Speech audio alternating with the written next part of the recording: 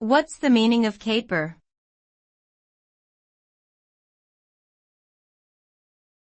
Caper.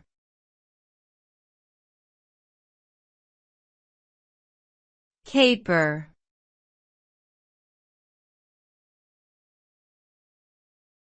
Caper.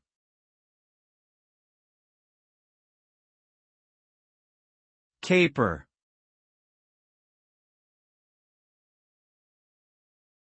The word caper has a few different meanings depending on the context in which it is used. One definition is a playful or mischievous activity. For example, children might go on a caper around their neighborhood, playing pranks and causing harmless mischief. Another definition of caper is a type of herb that is often used as a seasoning in cooking, particularly in Mediterranean dishes. The word can also be used as a verb, meaning to skip or dance playfully. Overall, caper can refer to playful activity, a type of verb, or a skipping or dancing movement.